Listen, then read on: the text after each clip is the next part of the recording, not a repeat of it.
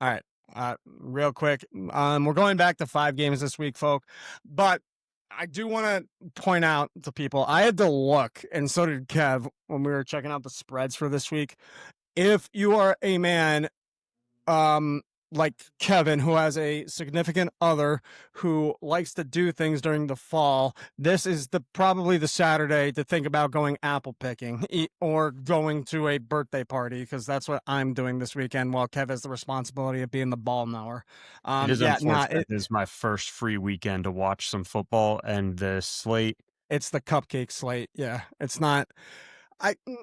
That being said, we do have a great American Conference matchup we're going to talk about with USF and Memphis. Kev and I are actually going opposite ways on that. Little spoiler alert.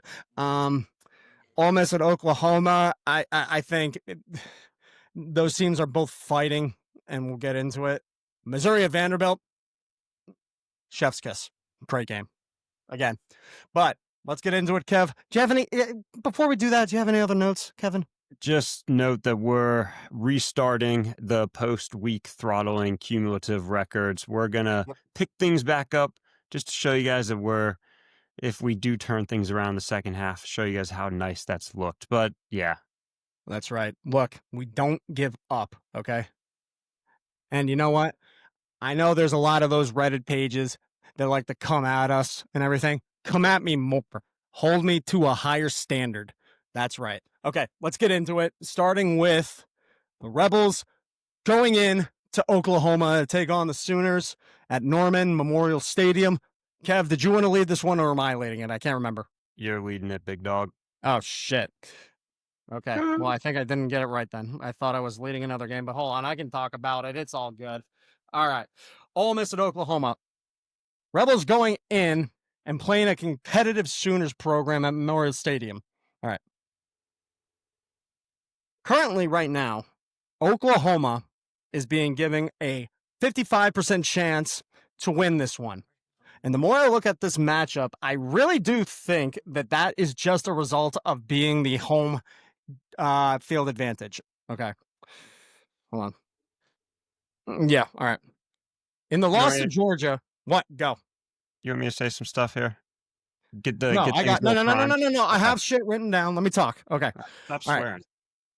Whatever. All right. In their loss to Georgia, Trinidad Chambliss did have 263 yards and 0 interceptions, 1 passing touchdown and 2 rushing touchdowns.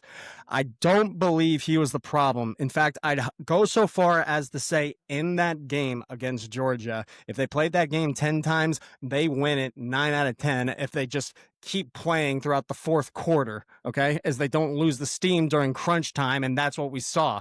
On Oklahoma's side, they made me look like a complete idiot last week when they went to South Carolina and just crushed them. Okay, they were able to shut them down so much. Like Kwan Lacey with Ole Miss. Or I'm switching games. I'm sorry. There's a lot of thoughts in my head here. But Georgia was just able to shut down the rush in terms of explosive plays against Ole Miss. What I mean by that is, while you look at Kwan Lacey, he did have 2 rushing touchdowns in that game. But what if I were to tell you that he only had a cumulative 31 rush yards in that game, and his season average is 88.29 per game? All right. So I went into it last week saying, hey, the key to this game is going to be Kwan Lacey. I think I was right. But Georgia was able to shut down those explosive plays on defense. I do think that the whole reason that Oklahoma won over South Carolina is they were just able to bully the Gamecocks on defense at the line of scrimmage. Like, the proof is in the pudding with they had a safety like going towards the end of the game when there should have been some fight left, but there was none. South Carolina did not look like they were ready for Oklahoma. I do think that Ole Miss at the line of scrimmage is going to be a little bit feistier than what South Carolina was able to provide. Okay. Do I have anything else? Oh, yeah. I don't know that Lane Kiffin has it in him to lose 2 conference matchups in a row. Okay. A look back at history, it hasn't happened in his tenure at Ole Miss. He's never won, or I'm sorry, he's never lost back-to-back conference games. So that being said, Kev, what do you got? Okay, and as you can tell, we are kind of Ole Miss defenders here. We do like their story. I would like to fact check I like a Landry. What? couple things. A couple things Tyler said, Oh, namely Oklahoma prevented Ole Miss from having the big plays. They did have a 75-yard touchdown South pass. Carolina. Or sorry, Georgia prevented Ole Miss from having they did. Ole Miss had a 75-yard touchdown pass. Now Ole Miss It's like in rushing. total. Thank you very much. Okay. Hey, well, you're right about that. They had in total 88 yards. And I think that's where this line of this game comes from, is that Oklahoma's good against the run. They think, Ole Miss struggle against the run. They'll get shut down again. But I think what people are missing is the fact that Ole Miss scored 35 points, only rushing for 88 yards. Yeah. Okay. Their offense worked on the road for 3 quarters. They had 338 total yards of offense through 3 quarters. But in the fourth quarter, as Tyler said, and it was surprising they did so poorly closing out the game. They had 3 drives in the fourth quarter. They mustered 11 plays for 13 yards and 9 incompletions. All right. Ole Miss's offense does kind of rely on chunk passing plays, which Yep. is going to be tough because Oklahoma's coverage is good. That it seems like that's going to be another got you. However, Ole Miss does a good job setting up screens and making people miss. Oklahoma's tackling is not stellar. So I think if Ole Miss is going to be winning this game, which by the way, it's going to be raining, thunderstorm, it's going to be kind of a sloppy game. They're going to have to make some creative plays. Their playmakers are going to have to be juking. They're going to have to be setting good blocks out in the flats, not getting penalized. Um, and yeah, I think, let's Do you see. want to get to the picks? Yeah, that's actually the end of my notes. So, Yeah, Kev, I forgot to edit yours. I apologize. But yeah, the yeah, spread is 5.5 people. I thought I hit it everywhere else. Uh, Kev, I'm going to ask you two questions that I think this game kind of just boils down to. Based on this season, who do you trust more, Mateer or Chambliss? Chambliss.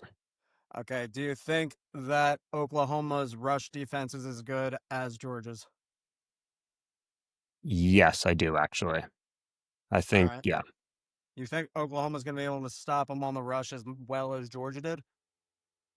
I think that's possible. But Okay. even if they do, Ole Miss could still rip off 35 points. And I don't Yeah. think Oklahoma's scoring 35 points, really. I don't think they're No. scoring more than 28. So, Look, I'd love to hope it's gonna be a close game, and I don't know if there's just something in me that, like, I'm betting on Ole Miss has not worked out for me this year, and I just am refusing to think otherwise. But yeah, the other thing we should talk about is Lane Kiffin like looking at the door that aggressively. I hear his name being brought up for every coaching job. I saw I think it was a CBS article. It was like Lane Kiffin has a tough decision to make at the end of the year, Florida State or Florida. And it's like, I don't think he's said anything about leaving. It's not Right? like, Yeah. I mean, no offense to Florida State and Florida. They're slightly better programs than Ole Miss, but it's Well, not like Florida they're, State isn't open yet.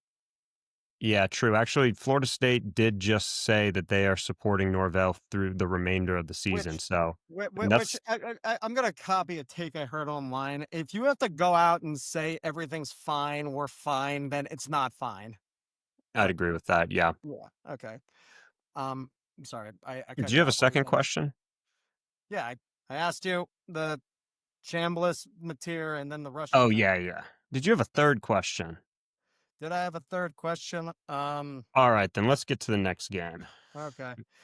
Oh, wait, no, I want to take this one because we love some American Conference drama over here. My I God. think you might have completely missed I think we divvied up the intros, and I think you read out. Did you think you were doing this intro? Yeah. All right. Well, here we'll both do the intro. So I'll go Talk. first, Okay, though. let's talk at the same time, Kev. All right, let's you to your no, we're not doing All that. right. You go first. So to quote the American gangster Chael Sonnen, upsets happen when the favorite finds themselves in a fight that was harder than they expected. I wanted to do a deep dive on the anatomy of an upset this week, but Tyler took my intro. Just kidding. I ran out of time. So I'm going to get into the anatomy of an upset next week. However, I will just note Memphis is a up-and-coming college football environment to be playing there in that stadium. They hosted the bowl game that they played in a few years ago, and it was electric. So, Tyler, what you got in terms of intro? Go for it. Was your intro supposed to be that slide thing that you sent me and I put it No, up? that's for the next one. Okay. All right. Good enough. Dev, I'm an incredibly biased person in this game. I will admit to that. The Bulls have been the darling the entire year as I've been watching them play, and I don't see myself stopping that anytime soon. I love the story that they and the team they've been able to put together, especially compared to what the program used to be in years past. First headline I saw when looking up for this game was that Memphis is uncertain who is going to line up at QB. That right there is a big red flag, in my opinion. Okay, I'm just going to read off what I got here. Both teams being 6-1 might seem like an indicator of success for both of these American programs. But USF only loss is to a Miami team that had yet to be beaten, and Memphis's loss is to UAB with an interim head coach. Also, Memphis's only Power 4 win was against the Arkansas team, who later fired their head coach by only 1 point. Okay? USF has been not racking up, but they have Power 4 impressive wins on the year so far. Okay. Watching that game, I noticed some things that made me believe the Memphis defense is just not on the same tier as their offense.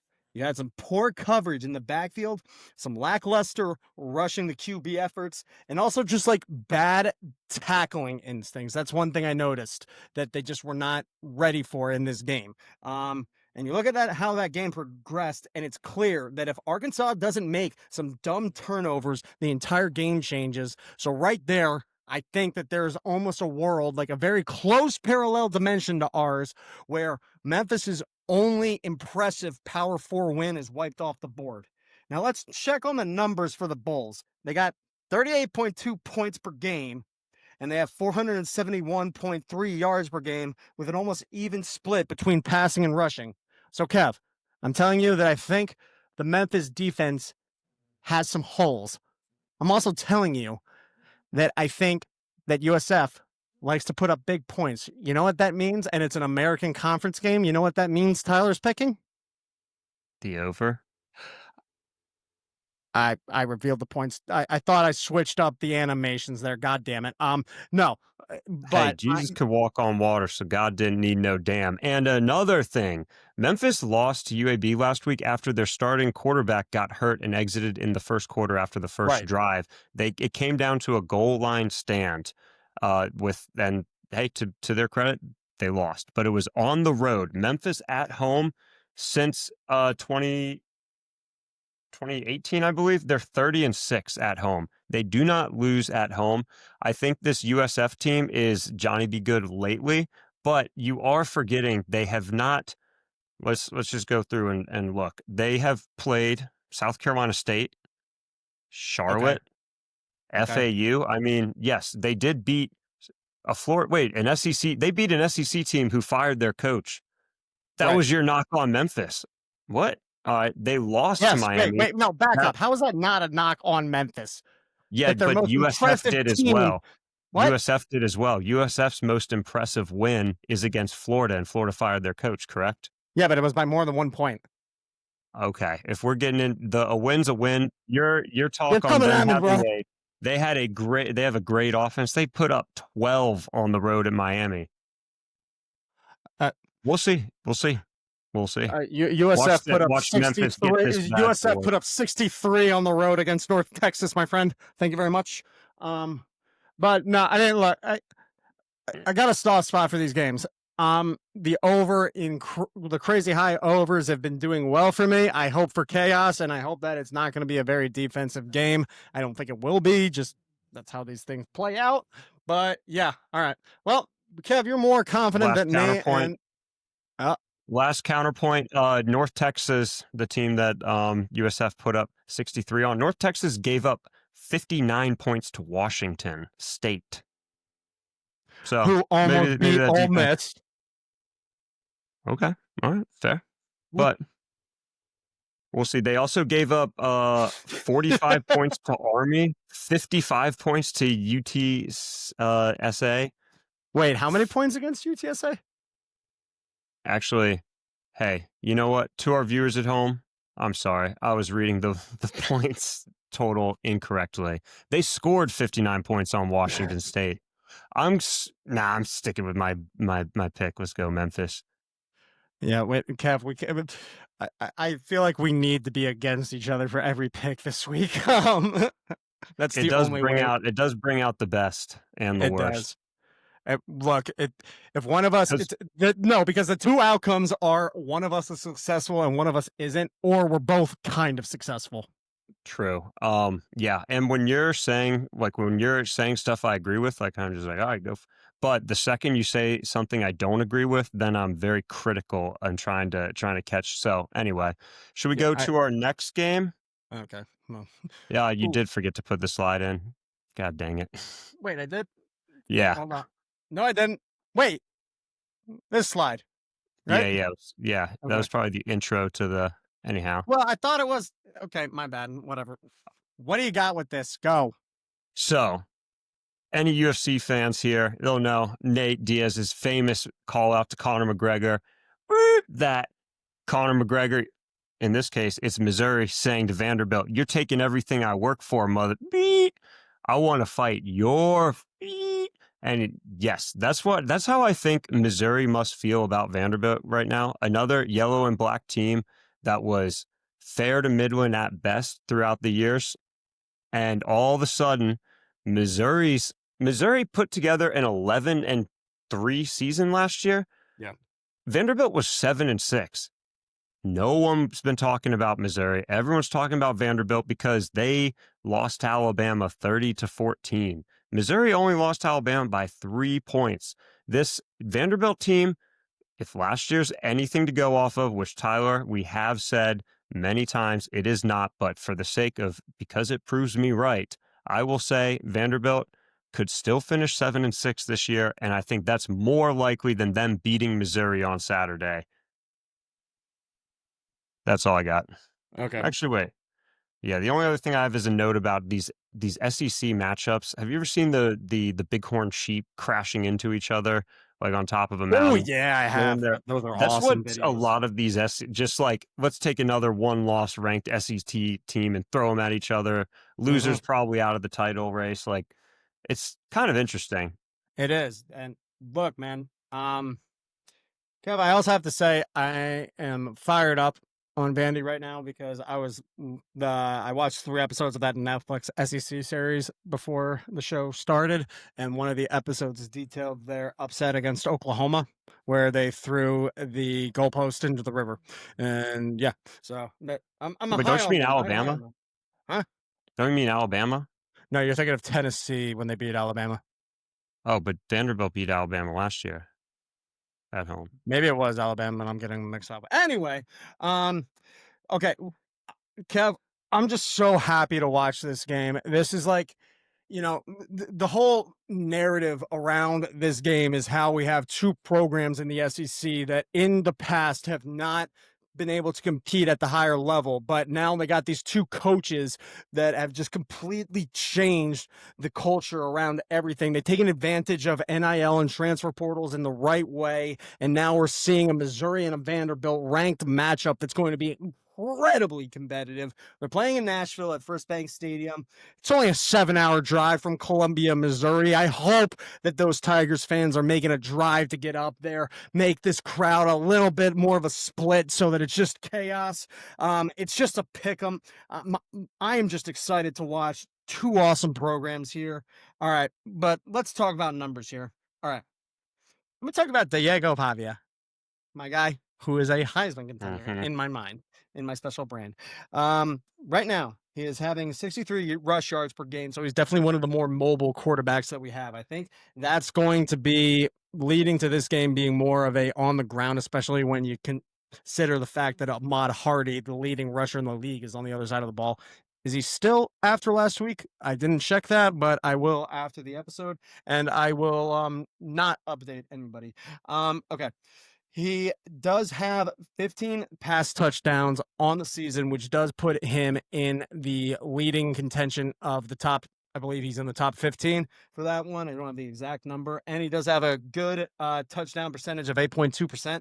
Also puts him in the top 15. Meanwhile, you got Bo Prabula from York, Pennsylvania, by the way. That's where I took my driver's license test. 5.2% touchdown percentage and 11 pass touchdowns puts him at a number 43 rank in the country. Okay, but I talked about the coaches changing the culture here. One thing I want to state, I think Drinkowitz is gone after the season. I do not think Clark Lee is gone after this season. I think that Clark Lee has gone into Vanderbilt with a very distinct idea that he wants to keep this program and keep developing it like he has been for the last 2 seasons. And Drinkowitz, I mean, he's a journeyman almost in the coaching world, and I could see any of these opening jobs being good for him. He's been with Missouri for 5 years, I believe, two 10-plus win seasons, and he didn't leave last year. But to your point, the Vanderbilt head coach, I believe, is an alumni, so I think you are right about him staying around. Yep. We'll see. We'll see what kind of bag Missouri can throw at Eli. I think his contract is up this year, Oh, but well, I didn't know that. All right. Kev, I think they already saw the pick because I screwed up the slides, but let's go into it. You have Missouri +3. just Oh yeah, I'm thinking they travel. I think they get it done against Vanderbilt. There's not much to back it up, just slight homer pick, and yeah, well, and I kind of like. And picking I'm a against homer pick too. The spread is 2.5 now, Kev. Just so you know.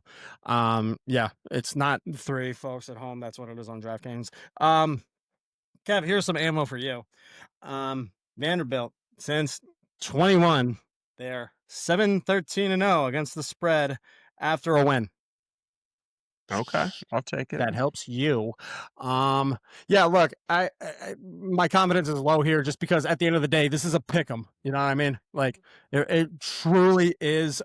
This is probably going to be the one game when I'm at this amusement park that I'm going to try to have my phone like, in front of me while I'm on the roller coaster. I'm just up and down trying to see what kind of rush Diego Pavia is doing, and it's going to be electric. I cannot wait to at a very least watch the highlights when I'm sitting down. Okay. Yeah. Oh wait, we didn't talk about it enough. What a great color matchup, man. Great color matchup. Yeah. Right. Yellow. I guess I would call it yellow and black and gold and black. It was kind of tough differentiating the two. I guess Missouri's more of a yellow, Vandy's more of a yeah, but yeah, we'll see. There's only room for one yellow and black team atop the SEC, and we're about to find out who it is. All right. I've never heard that saying before, but I will go with it. Okay. BYU at Iowa State. Okay. I want to talk about this one because I do not understand the odds makers on this one. Okay. Kev, I don't have that much to talk about in terms of actual football here. I'm going to approach this as a gambler, right? 100% right now. This game is smelly, smelly, smelly. BYU's coming off that Utah victory, feeling good. Everybody thinks they're on the road, and casual gamblers are going to see that plus 2.5 for a team that looks like they're on top of the world as the underdog against a flailing Iowa State. I am not going to take that trap, Mr. New Vegas. I am going to tell you right now that Iowa State is going to be winning this game by at least a field goal. This is a trap game for BYU. And look, I'm not going to be able to silence the gambler in me no matter what, so I'm taking Iowa State. But here's some stats that might help to back that pick up. Historically speaking, BYU has given up 2 or more losses following a victory over an in-state rival, and that has happened 3 times since 21. Okay? So I know that sounded complicated. What I mean is, after BYU has either beaten Utah or Utah State, the following 2 games, they have lost it. And that has happened the 3 times that they have had that happen. What? They've lost them consecutively? Like, they Yes. lost one, then another right after? Okay. Yep. And that situation has happened 3 times since 21. And yeah, okay. Iowa State likes playing Utah-based teams, going 2-0 since the conference realignment that happened in 22. Yes, I am taking 2 games as a trend right now. Bite me if you don't agree. Iowa State actually does have some path to the Big 12 championships, being 6th at the moment with some kind of, I don't want to say cakewalk teams being ahead, but hold on. I'm trying to switch the screens here so that I can actually check that real quick. Looking at who's ahead of them. Kev, why don't you talk about this while I look that up? Okay. I mean, if we're going to bring history involved, Iowa State, obviously on a 2-game losing streak, they are coming off of a bye week. So you think that gives a Yep. chance to rest and recuperate. Mm. However, Matt Campbell coming off a bye week, 3-6. Otherwise, he's 66-47. So Is that you'd against the think, spread or I straight up? mean, that's just straight up. Mm. And that was kind of surprising to see because, yeah, I picked BYU last week. Obviously, Tyler remembers that. That's why I got in the win column. Yep. But I think their team slowly finds a way to win, and they're playing another team that likes to get in these 24-21 matchups. If you can't see on the screen, 3 games that these teams have been in have been a 24-21 game. I see maybe a 17-20 game, but I do think BYU's able to kind of just come in and take the air out of the Iowa State program this year. We were at one point high on them. I mean, they beat Iowa, they beat Kansas Yeah. State. The wins haven't aged super well. I think Iowa State's tackling, that was one of the reasons why they lost that game to Cincinnati, a game that, despite it only being an 8-point game, they were out of that game from halftime, Yeah. and they gave up explosive plays. Not saying BYU's an explosive offense, but you give them a chance, they will just pick up 9 yards at a time, 8 yards, 11 yards, Yeah, they'll kind of chip like the away at it, Vanderbilt definitely. offense, you know? I So yeah, assume that you'd wanted me to do that, right? Okay. yeah, in case nobody saw. Also, like that you're getting aggressive with the over-unders, trying to make your way Yeah, back into. I'm trying to come back to it. Look, I have a couple of rules that I've been working so far this season. One of them is crazy overs in American conference matchups, or like, yeah, strictly American and Sun Belt, now that I think about it. And anytime we got these Power Four teams coming, and I will like it when there's a 2.5 point spread, then I'm going to take the under. And in this situation, I like the under out of all the 2.5 point spreads that we have this week. All right. Yes, Kev, if I I don't could think we're just one aligned more. on damn near anything. We were aligned with Ole Miss, so bet the house on Oklahoma. BYU has never beat Yeah. Iowa State. They're 5 and Hey, 0, which means 0 the and 5. trends are meant to be broken, Kevin. But they've only played once since 1974. So, but So it was wait, 2 years ago. those 5 games that you just noted were pre 1975. 4 of them were. One of them was in 2023. So it's All right.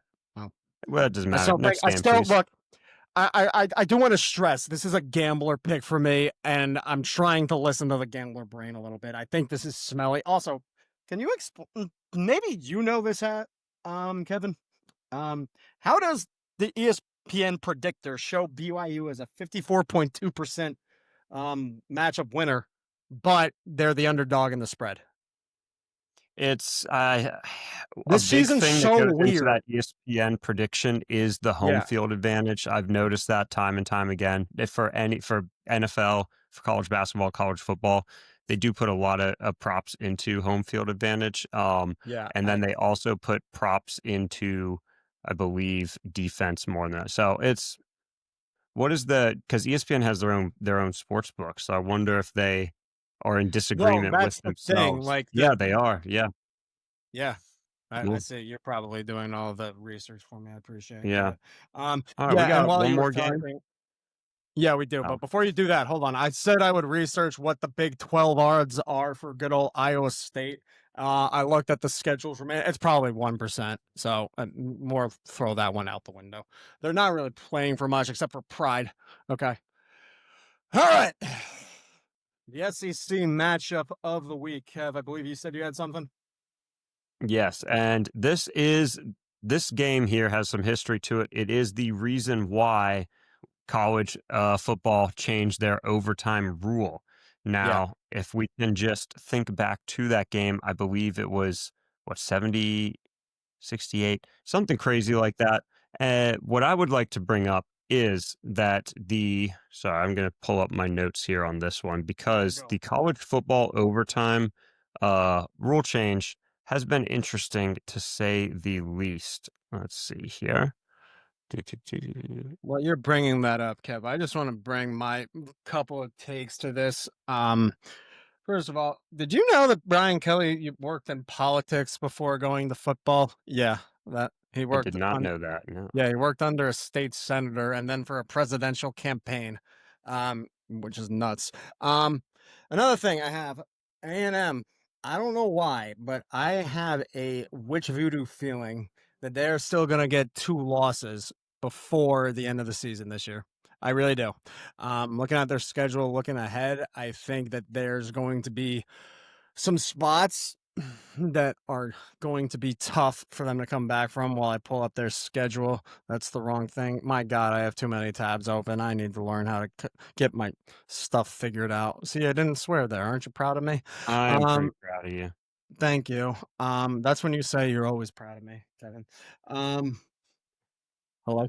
I Uh, seem to have lost my notes on the overtime thing, but I'll just say okay. The Hokies were the first team in their 6 overtime victory against UNC. At that point in time, the overtime rule was at the start of the 4th overtime. You go back and forth on the 2-point conversion tries. Now it's at the Yeah. start of the 3rd overtime. Sorry, it was the start of the 5th before.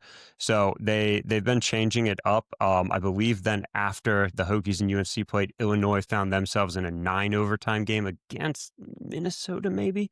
Mm. But yeah, wouldn't it be nice if this one found themselves in multiple overtimes? And judging by the line on it, it could be. I think this is kind of going to be Brian Kelly's last stand here. Well, it's either going to be his Alamo or it's going to allow Texas A&M fans to take a big sigh of relief. I know the meme is that they can still go 8-4, which is true. But Yeah. Yeah. yeah, I Go think ahead. there's, I think there's something in the water for them. I think they've been playing very well. They've been playing to win games. They, 41-40 against Notre Dame on the road. Yeah. This Yeah. is another day at the office for them. They like getting in close grudge matches on the road. LSU hasn't really shown me much since they beat Clemson at the start of the year. No. Okay. So I think you kind of just gave it away there. Are Um, we back? Yeah. we're okay. So we are, well, I guess kind of on the same page with this. I do think that Texas A&M comes back hard after Arkansas, and I know I'm still saying the meme about like they're probably going to have 2 losses on the season. I think those might come from Missouri and Texas, if I'm being honest with you. I think those are the letdown spots potentially, especially because by the time the Thanksgiving game comes around, it's going to be, you know, a little bit like look ahead. But I can't convince myself after what I'm seeing from LSU this season that it's going to happen in Baton Rouge. I think, you know, I think they've given up on Brian Kelly. I really do. Not in the sense that like they're going to fire him tomorrow, but I think they're starting to realize that he just cannot get them the victory like culture that Coach O was able to get them for so long. So I am taking A&M here. I don't like it that much. I see that I put a 3 confidence on there. I think I was probably more in a 2, so that's my bad. Kev, I saw you like the over. Is that just you're harkening back to the 7 overtimes, or where's your My thinking is Texas A&M travels, they put up points. I mean, you can see Notre Dame and Arkansas on the road. They put up over 40.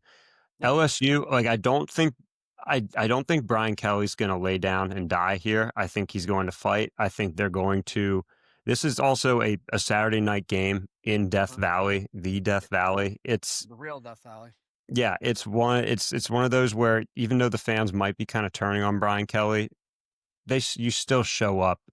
Especially a Saturday night game. They didn't get crushed by Vanderbilt last week. They might have had their souls crushed, but like I see this one being, honestly speaking, give me 45-37.